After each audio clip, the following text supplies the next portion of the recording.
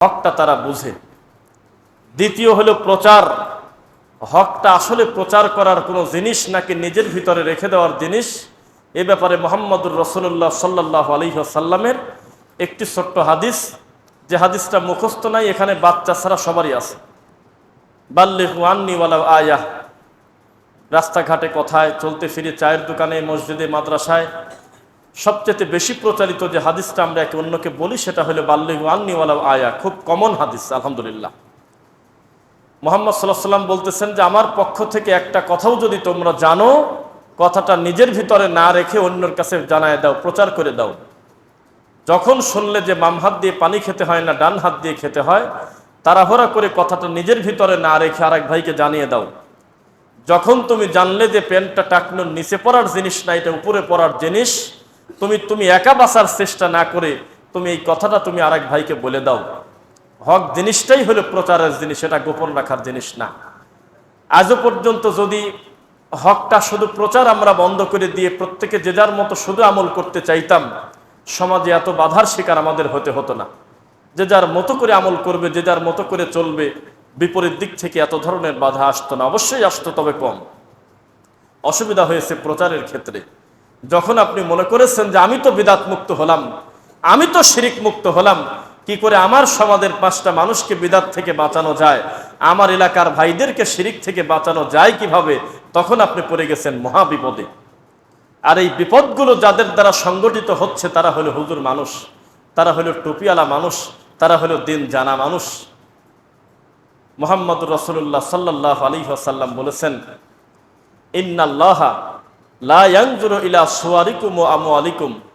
নিশ্চয় আল্লাহ রাব্বুল আলামিন তোমাদের চেহারা এবং ধন সম্পদের দিকে তাকান না। ওয়ালাকিন ইয়ানজুরু ইলা কুলুবিকুম ওয়া আমালিকুম। তবে দেখেন তিনি তোমাদের অন্তর এবং তোমাদের আমল সমূহ।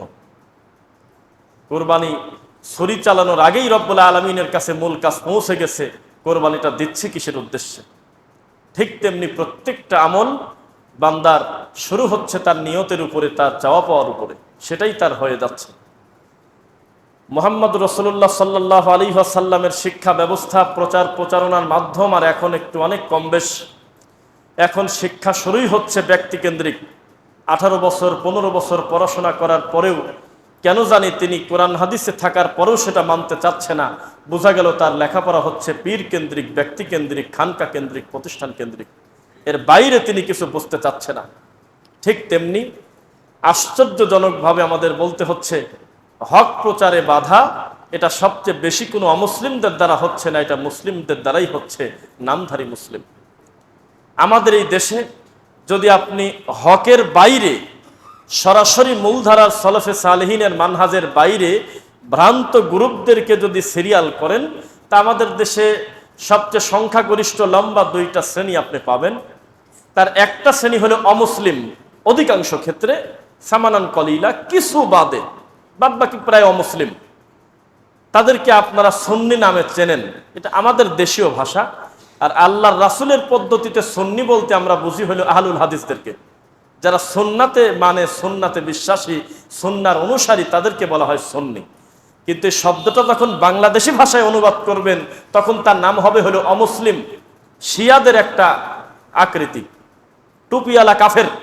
কিন্তু সিরিয়ালে হয়তো ডাকবেন না, এই কাফের এদিকে আসো, তা হয়তো বলবো না, কিন্তু অধিকাংশ তারা কাফের, অমুসলিম। তারা মরা মানুষের কাছে গিয়ে পরীক্ষার ফলাফল চাচ্ছে, যে ছেলেদের পরীক্ষা বৃহস্পতিবারে, বাবা জান আপনি একটু দেখে দিবেন, ওদেরকে ক্ষমা করে ভালো রেজাল্ট যাতে হয় ব্যবস্থা করে দিবেন। কিভাবে তার মুসলিম বলবেন? এটা অমুসলিম। যেই হুজুর বলতেছে প্রকাশ্যে আল্লাহ আগে ছিল, তবে মুহাম্মাদের দায়িত্ব দিয়ে এখন তিনি গায়েব। মুহাম্মদ আগে ছিল, তবে খাজা আসার পর থেকে মুহাম্মদ গায়েব হয়ে গেছে, নাউযুবিল্লাহি মিন যালিক। এই কথা বলার পর তিনি অবশ্যই অমুসলিম। তাকে মুসলিম মনে করলে তার নিজের ইমানের ঘাটতি আছে, আমরা এই কথাই মনে করি।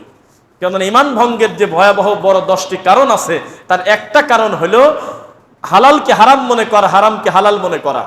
তার একটা বড় কারণ হলো আল্লাহ এবং তার রাসূলের দিন নিয়ে আর কি ঠাট্টা করা। তার একটা বড় কারণ হলো অমুসলিমকে অমুসলিম না মনে করা। কথা বোঝা যাচ্ছে? এইটা হলো সুন্নিদের অবস্থা। আর একটা গ্রুপ আছে, তারা নিজেদেরকে আহলে হক বলে, হক্কানি উলামায়ে কেরাম, তারা নিজেদেরকে দাবি করে। আগের গ্রুপটা করে হলো মরা মানুষের পূজা, আর এই গ্রুপটা করে হলো তাজা মানুষের পূজা। এটা আমি আপনাকে বোঝাবো ইনশাআল্লাহ। সুন্নিরা করে হলো মৃত মানুষের পূজা, যত মরে যাবে তত তাদের লাভ বেশি। তারা অলরেডি ঘোষণা দিয়ে দিয়েছে যে আল্লাহর ওলিরা তো মরেই না, তোমরা মরা বলো কিভাবে, তাই তারা গাড়ি দিয়ে রাখতেছে আর কি। এখন তাদের দাবি জীবিত থাকতে আমাদের পীর সাহেবের ক্ষমতা যেমন ছিল, মৃত্যুবরণ করার পর তার ক্ষমতা আরো বাইরে গেছে, কমে নেই। নাউযুবিল্লাহ মিন যালিক। এরা হলো মৃত মানুষের পূজা করে, বোঝা যাচ্ছে। আর যেই গ্রুপের নাম বললাম, বর্তমানে যেই গ্রুপটা সবচাইতে বেশি মসজিদ মাদ্রাসার দায়িত্বশীল, সবচাইতে বেশি তাদের সংখ্যার আলেম ওলামা, সেই গ্রুপটা করে জীবিত মানুষের পূজা। তারা তাজা মানুষের পূজা করে। তারা প্রকাশ্যে ঘোষণা দিচ্ছে আমাদের গঙ্গোহী হুজুর বলার পরে, মাদানী হুসাইন বলার পরে, চরমুনার পীর বলার পরে, তারপরে বিভিন্ন হুজুরের নাম বলে, ও আশরাফ আলী থানভী বলার পরে আমাদের কোরআন হাদিসের আর কোনো দলিল লাগবে না, এটাই আমাদের দলিল। নাউযুবিল্লাহ, শুনছেন এটা? আস্তাগফিরুল্লাহ। তো এই যে দুই গ্রুপ, এই দুই গ্রুপ থেকে আমরা সবচাইতে বেশি হকের বাধা আমরা পাই। কথা বোঝা যাচ্ছে? এই দুইটা গ্রুপ থেকে আমরা বাধা পাই। মুহাম্মদুর রাসূলুল্লাহ সাল্লাল্লাহু আলাইহি ওয়াসাল্লামকে বলা হলো এই জমিনে সবচাইতে বেশি কষ্ট কারা করছে, সবচাইতে বেশি মাজলুম কারা? আল্লাহর নবী সাল্লাল্লাহু আলাইহি ওয়াসাল্লাম বললেন, আমি এবং আমার নবী ভাইয়েরা, আল আম্বিয়া, নবীরা হলো সবচাইতে বেশি কষ্ট করেছে, সবচাইতে বেশি মাজলুম এই জমিনে তারা, সবচাইতে বেশি নির্যাতিত তারা, সবচেয়ে বেশি অপবাদের শিকার তারা, সবচেয়ে বেশি গালিগালাজ তাদেরকে করা হয়েছে। সূরা আনকাবুত, আউযু বিল্লাহি মিনাশ শাইতানির রাজিম, বিসমিল্লাহির রহমানির রহিম, আলিফ লাম মিম, আহাসিবান নাস আন ইউতরাকু আন ইয়াকুলু আমান্না ওয়া হুম লা ইফতানুন। আল্লাহ সুবহানাহু ওয়া তাআলা বলতেছেন, তারা ঈমান আনছে, এই কথা বললেই কি তাদের ছেড়ে দেওয়া হবে? ছেড়ে দেওয়া হবে না। প্রথমটার অর্থ আমি জানি না, জন্য বলতে পারলাম না। এই পৃথিবীতে যার পর কোরআন নাজিল হয়েছে তিনিও জানতেন না, তার নাম হলো আলিফ লাম মিম, আলিফ লাম র, হা মিম, ইয়াসিন, তাহা, বিভিন্ন শব্দ আছে। যদিও জোর করেই আমরা এক একটা লকব এক একজনকে দেওয়ার চেষ্টা করেছি, কিন্তু পৃথিবীতে সবচাইতে বেশি যারা কোরআন হাদিস বুঝেছে তারা বলছে আল্লাহু আ'লামু বিমুরাদ, এর প্রকৃত অর্থ আল্লাহই ভালো জানে। এই আলিফ লাম মিমের অর্থ এই পৃথিবীর কোনো মানুষ জানে না, কেননা নবী তো ক্লিয়ার করে বলে নাই, তাহলে আমরা বুঝবো কিভাবে? তার মানে তাকে জানানো হয় নাই। সবকিছু তাকে জানানো হবে সেটা জরুরি না। আল্লাহর নবীকে বহু কিছু জানানো হয় নাই, তার ভিতরে একটা হলো আলিফ লাম মিম, আলিফ লাম র, আইন সিন কফ হা মিম তহা, বহু কিছু আমার নবী জানতেন না। এই না জানার কারণে কি তার মর্যাদা কমে গেছে? কারণ এই জানায় নাই, আল্লাহ জানায় নাই, তাতে আপনার সমস্যা কি আছে? আল্লাহর নবী আরো অনেক কিছু জানতেন না, তার ভিতরে একটা জিনিস জানতেন না, যে মাটির নিচে এই মুহূর্তে শাস্তি হচ্ছে না ভালো আছে, এটা গায়েবের খবর আল্লাহ জানেন। কথা বোঝা যাচ্ছে? আল্লাহর নবী আর একটা জিনিস জানতেন না, সেটা হলো গত রমজান মাসে 21, 25, 27, 29, 21, 23, 25, 27, 29 রমজান মাসের শেষ দশকের বিজর রাত্রিতে কদরের কথা ঠিক, তবে আসলে কোন দিনে কথা নবীকে জানানো হয়নি। তিনি বলেছে তোমরা 10 দিনই তালাশ করো, আল্লাহ যাতে তোমার তাকদিরে সেটা লিখে রাখে ইনশাআল্লাহ। তো বহু কিছু আমার নবীকে জানানো হয় নাই। এই না জানানোর কারণে তার মর্যাদা কমে না, কারণ তিনি তো আল্লাহ না, তিনি মাখলুক, খালিক হলে একজন, তিনি রব্বুল আলামিন। তো পৃথিবীর বহু কিছু মানুষ জানে না, এই না জানার কারণে তার মর্যাদা কমে যাবে, কথা আপনি ভাবলেন কিভাবে? একজন আলেমের কাছে আপনি 2টা প্রশ্ন নিয়ে গেছেন, উনি যদি জ্ঞানী মানুষ হয়, জানা থাকে, তো বলবে যে হ্যাঁ আমি উত্তর জানি, উত্তর নিয়ে নেন। আর যদি ওর থেকে বেশি জ্ঞানী হয়, ভালো মানুষ হয়, যদি না জানা থাকে, হাসবে আর বলবে ভাই এটা আমার জানা নাই। এটা হলো সবচাইতে জ্ঞানী ভালো মানুষের কথা, যে ভাই আমি জানি না, আমি জানবো পরে, অথবা আপনি অমুক ভাইয়ের কাছ থেকে জেনে দেখতে পারেন। কিন্তু এখন আপনি 50টা প্রশ্ন নিয়ে আশেপাশে আপনার এই বেদাতি হুজুরের কাছে গিয়ে যদি বলেন এই প্রশ্নগুলোর উত্তর দেন, একটাও ফেরাবে না। মোট কি শেষের সাথে কি লাগাই দিবে আল্লাহ ভালো জানে। মরা মানুষের সাথে নিয়ে এসে তাজা মানুষের সাথে লাগা দিয়ে দিবে। খবরের পর আজান দেয়, এই জাতির তকদিরে কি আছে? মরা মানুষকে লাশ দাফন করে আজান দিচ্ছে ফরিদপুরে, এখানে একজন মিডিয়া ভাই আছে, ফরিদপুরে মরা মাটি দিয়ে আজান দেয়, কি দুঃখ বলেন। এখন এটা ঠেকানো যাচ্ছে না, লোকজন বলতেছে এটা কেন করো? এটা তো 1450 বছরে কেউ করে নাই, যে লাশ দাফনের পরে আবার আজান, এটা দাও কেন? কয় যে কোরআনে আছে, হাদিসে আছে। হাদিসে কোন জায়গা আছে? কয় নবী বলেছে কোথাও যদি আজান দেয় শয়তান ভেগে চলে যায়। তা আমরা উপর থেকে আযান দিই, নিচ থেকে আমরা শয়তান সরায় দেব, আল্লাহর ফেরেশতা থাকুক আর যাকে দাফন করলাম উনি থাকুক, আর বাদ বাকি আমরা শয়তানগুলি ভাগায় দিচ্ছি। নাউজুবিল্লাহ। হাদিস তো সহিহ, হাদিস সহিহ না, কিন্তু মরা মানুষের তাজা মানুষের হাদিস নিয়ে এসে মরা মানুষের লাগা দিচ্ছে। এখন বলতেছে যে আল্লাহর ওলিরা মরে না, শহীদরা মরে না, নবীরা মরে না। 100% আমরা ধরে নিলাম, আমরা অবশ্যই বিশ্বাস করি আল আম্বিয়া ও আহিয়াউন ফি কুবুরিহিম ইউসাল্লুন, অবশ্যই নবীরা কবরে জিন্দা, শুধু জিন্দা না, তারা সালাত আদায় করে। আমরা স্বীকার করলাম এটা সহিহ হাদিস। কিন্তু আপনি যদি মনে করেন এই জিন্দা হলে এই দুনিয়ার জিন্দা, তাহলে আপনার নিয়ম করে তাদের কবরে আপনার খাবার দেওয়া উচিত ছিল, ছিল কিনা? পাঙাশ মাছ পছন্দ করলে পাঙাশ মাছ দিবেন পীর সাহেবকে, সে যদি মাংস পছন্দ করে তার একটা সুরঙ্গ করে খাবার পাঠাবেন, কারণ নিবেন হলো জীবিত মানুষের আয়াত, আর মরা মানুষের কাছে আপনি বুঝায় দিবেন দলিল। নাউজুবিল্লাহ, এটা তো হবে না।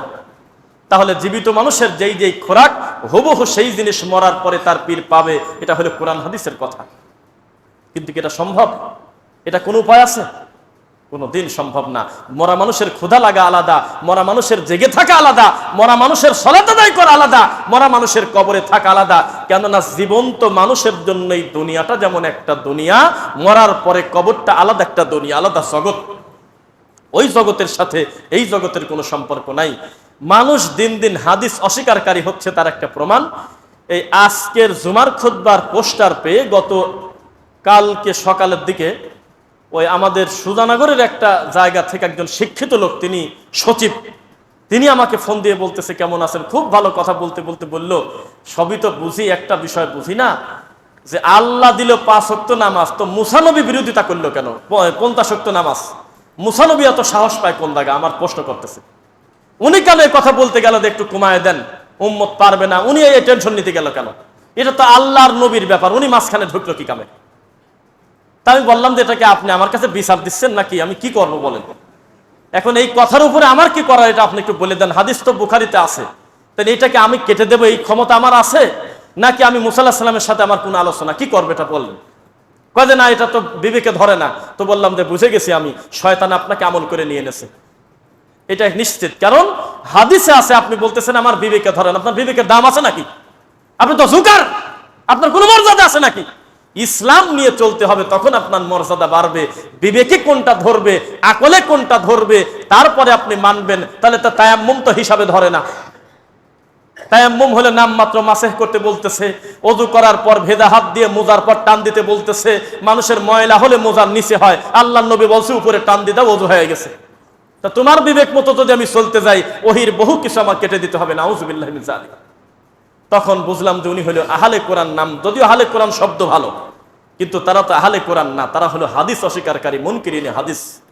আল্লাহ তাদের ভয়াবহ নোংরামি থেকে আমাদের সরল মোনা ভাইদের তুমি হেফাজত কর, আল্লাহুম্মা আমিন। তখন আমি তাকে বললাম যে ভাইজান, আপনার এইটুকুন বিবেক বুদ্ধি আল্লাহ দিল না যে আপনি এখন যে কথাটা আমার কাছে জানতে চাচ্ছেন, এটা হলো গায়েবের ব্যাপার। কিসের ব্যাপার? গায়েবের ব্যাপার না, এটা তো গায়েবের ব্যাপার। তিনি আল্লাহ তার নবীকে কিভাবে তার কাছে নেছে, আলাপ আলোচনাটা কি পর্যায়ে ছিল, মুসা আলাইহিস সালামের সাথে কি ভাবে আলোচনা হয়েছে, এই পুরো ঘটনাটা যদি আপনি জাগতিক সম্পর্কে মিলাতে চান, হবে না তো। কিভাবে মিলবে এটা? এটা আমার আল্লাহ সুবহানাহু ওয়া তাআলার হিকমা। এভাবেই তিনি চান, এভাবেই তিনি চেয়েছেন, এভাবেই সব হয়েছে, এভাবেই গন্ধম খেয়েছে, এভাবেই আদম আলাইহিস সালাম তওবা করেছে, এভাবেই পৃথিবীতে আমি আপনি এসেছি। সবকিছুর ব্যাখ্যা জানতে চাইবেন কেন? সেটা তো আল্লাহ রাব্বুল আলামিনের কাজ। আপনার কাজ হলো সামি'না ওয়া আতা'না। যখনই শুনবেন আল্লাহর কোরআনে আছে, যখনই শুনবেন নবীর হাদিসে আছে, আপনি বলবেন যে নো এক্সকিউজ, আমি এই মুহূর্তে মেনে নিলাম, আমার কোনো জরুরত নাই, বাস মেনে নিছি আমি। নইলে আপনি বিপদে পড়ে যাবেন। আর যদি মনে করেন যে বেশি যুক্তি খুঁজতে যাবেন, তো ডক্টর জাকির নায়েকের সিরিজগুলো একটু দেখেন। আপনার থেকে শত শত নোংরা প্রশ্ন অলরেডি বহু আগে খ্রিস্টানরা করে ফেলছে। ওদের এই নোংরা প্রশ্ন দেখে আপনারটা হালকা মনে হবে। প্রশ্ন করতে করতে এসে তারা হাত উঁচু করে বলেছে আশহাদু আল্লা ইলাহা ইল্লাল্লাহ ওয়া আন্না মুহাম্মাদুর রাসূলুল্লাহ। এত সুন্দর মনমতো উত্তর পৃথিবীতে কোথাও পাই নাই, আমি ইসলামের কাছে আত্মসমর্পণ করে ফেললাম। দেখেন, একটু ঘুরে দেখেন। তো এই হলো অবস্থা। আল্লাহ সুবহানাহু ওয়া তাআলা বলতেছেন যে মানিহতাদা ফাইন্নামা ইয়াহতাদি লিনাফসি, যে হেদায়েত প্রাপ্ত হয় সে তো তার নিজেরই কল্যাণ হলো, তার নিজের লাভ। ওমান দাল্লা ফাইন্নামা ইয়াদুল্লু আলাইহা, কেউ যদি গোমরা হয়ে যায় কারোর ক্ষতি করতে পারলো না, লোকটা নিজেরই ক্ষতি করলো। ফামান শাআ ফালিয়ুমিন ওয়া মান শাআ ফালিয়াকফুর। আল্লাহ গ্লাসের মতো আপনার সামনে ইসলামটা তুলে ধরেছে, গ্লাসে পানি ঢেলে খেতে পারবেন, আবার মদও ঢেলে খেতে পারবেন, স্বাধীনতা আছে। আপনার এই দুনিয়ার জীবনটা তেমন, আপনি চাইলে ঈমান আনতে পারেন, চাইলে কুফরি করতে পারেন, তবে আল্লাহর কাছে আপনার জবাবদিহিতা করতে হবে। স্বাধীনতা আল্লাহ আপনাকে দিয়েছে। ফামান শাআ ফালিয়ুমিন, মনে চায় সে ঈমান আনুক, ওয়া মান শাআ ফালিয়াকফুর, মনে চায় সে কুফরি করুক, এটা আল্লাহর কিছু আসে যায় না, আল্লাহ হিসাব নিকাশ তিনি নেবেন। আউযু বিল্লাহি মিনাশ শাইতানির রাজিম। ইয়াউমা তুকাল্লাবু ওয়ুজুহুহুম ফিন্নার। একদল জাহান্নামীদেরকে জাহান্নামে তাদের মুখমণ্ডল এদের ডিম ভাজার মতো করে উল্টাপাল্টা করে ভাজা হবে। এই যে পেঁয়াজু ভাজার মতো করে উল্টাপাল্টা করে ভাজা হবে, বেগুনি ভাজার মতো করে উল্টাপাল্টা করে ভাজা হবে। ইয়াউমা তুকাল্লাবু ওয়ুজুহুহুম ফিন্নার, তাদের মুখমণ্ডল আগুনে দিয়ে ঘোরায় ঘোরায় আযাব দেওয়া হবে। এক পাশ হয়ে গেলে আর উল্টা করে আরেক পাশ দেবে। নাউযুবিল্লাহ। ইয়াকুলুনা ইয়া লাইতানা ইন্না আতা'না আল্লাহ ওয়া আতা'না আর-রাসূলা। 33 নম্বর সূরা, সূরা আহজাব, আয়াত নাম্বার 66, 67, 68। মার খেতে খেতে তারা বলে ফেলবে, আল্লাহ আমাদের আফসোস হচ্ছে এই মুহূর্তে, আমরা যদি দুনিয়াতে আল্লাহকে মেনে নিতাম, নবীকে মেনে নিতাম, তাহলে আমরা এত মায়ের খাই না। বোঝা কি যাচ্ছে? আচ্ছা, একটু এলোমেলো বসেন তো। বসা লোকগুলো দাঁড়ালে জায়গা বেড়ে যাবে। যদি এমনিতে হয়তো বাইরে বসবেন, পরিবেশ তো করেই দিয়েছে, তবু একটু গ্যাপে গ্যাপে জায়গা না রেখে অন্তত আপনি এলোমেলো হয়ে একটু কাতার ভেঙে বসে পড়েন। পরবর্তীতে যে ভাই আসবে আপনাকে ডিঙিয়ে যাতে সামনে যেতে না হয় ইনশাআল্লাহ। জুমার খুতবা কোনো মাহফিল না যে আমরা আনলিমিটেড সময় পাবো। আমাদের লিমিটেশনের ভিতরে যতটুকু সময় আমরা চেষ্টা করব দিনের 2টি কথা বলার ইনশাআল্লাহ। এর জন্য বারবার আমি আপনাকে কিছু বলতে বলবো না, কিছু করতে বলবো না। আল্লাহ সহজ করুক, আল্লাহুম্মা আমিন। তো হক এমন একটা বিষয়, এটা একটা ক্ষুধা। প্রথমে আপনি নিজে দিনটা গ্রহণ করেছেন, এরপরে আপনার আব্বা, আপনার চাচা, আপনার দাদা, আপনার মামা, আপনার খালু, আপনার ফুফা, আপনার আত্মীয় স্বজন দেখতেছেন যে গলার সাথে তাবিজ আছে, দেখতেছেন যে তারা মিলাদ পড়তে যায়, দেখতেছেন যে তারা মরা খেতে যায়। তখন আপনার একা আর মনের কাছে ভালো লাগে না। ক্ষুধা এত বেশি যে কিভাবে আমার মামাকে আমি শিরক থেকে বাঁচাবো, এটাই হলো একদম তাওহীদ প্রেমীর কাজ।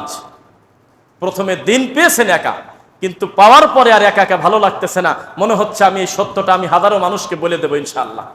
আর বিদাতির এই ঝামেলা নাই, বিদাতির প্রচার করার কিছু নাই। আজকেই যদি আহলুল হাদিসদেরকে আল্লাহ দুনিয়া থেকে উঠে নেয়, তাহলে বেদাতির আর কোনো ওয়াজ থাকলো না। কারণ বেদাতির ওয়াজই হলো আমিন ঠেকাও, আহলে হাদিসদের ইহুদের দালাল বলো, তারপর রফুল আদাইন ঠেকাও, বুকে হাত বাঁধা ঠেকাও, তাদের প্রতিষ্ঠান ভাঙো, তাদেরকে গালিগালাজ করো। তাদের 80% কর্মকাণ্ড শুধু আহলে হাদিসদেরকে ঘিরে। এদেরকে যদি আল্লাহ তুলে নেয়, এটা এমনি বলতেছি, তাহলে আমাদের এই বিদাতি হুজুরদের অটো চালিয়ে খেতে হবে, তার কোনো কর্ম নাই। আর দিন দিন এমন বিপদে পড়ছে, একটা লোকের নিচে যদি আন্ডারপ্যান্ট না থাকে, সরাসরি যদি লুঙ্গি পরে, এই লুঙ্গিতে যদি আগুন লাগে, তার বিপদ যেমন, বেদাতি হুজুরের বিপদ তেমন। এখন মুসল্লিরাও বলে দলিল দেন, ও দলিল পাবে কোন জায়গা? আবার মিলাদও দিন দিন উঠে যাচ্ছে। চতুর্দিকের বিপদ। এখন লুঙ্গি খুলতেও পারতেছে না, আবার রাখতেও পারতেছে না। বিষয়টা এমন হয়েছে। কারণ 18 বছর 15 বছরের মানুষ প্রশ্ন করতেছে, হুজুর আমার কাছে আল্লাহর নবীর সহি 6টা হাদিসের দলিল আছে, যেই দলিল প্রমাণ করে কোনো মানুষ কোনো বস্তু থেকে কল্যাণ আশা করতে পারে না। তাবিজ, কবজ, বালা, অষ্টাধাতু সবই হলো শিরিক। তখন এই হুজুর কি করবে? এখন মহা বিপদ। হুজুর যদি আল্লাহর নবীর কথা মেনে নেয়, তো থানবীর বইটার কি হবে? সারাটা জীবন যে পীরকে পূজা করে আসছে, সেই পীরের কি হবে? তখন তার লুঙ্গিতে আগুন লাগার মতো পরিস্থিতি। এর কোনো শরমও নাই, লজ্জাও নাই। কত অমুসলিম কালেমা পড়ে মুসলিম হয়, আর এরা মুসলমানকে ধরে নিয়ে মাজারে নিয়ে যাচ্ছে, শিরক করাচ্ছে। আস্তাগফিরুল্লাহ। আপনাকে একটা সার্কেল বুঝাই, আমার দিকে তাকান। ফ্রাই খাবার খাওয়া কি ভালো? বেশি ফ্রাই খাবার খাওয়া কি ভালো? ভোজ্য তেলে খাবার কি ভালো খাওয়া? একটু স্বাস্থ্য সচেতন থাকা উচিত সবারই। আল্লাহ তাওফিক দিকে আমিন।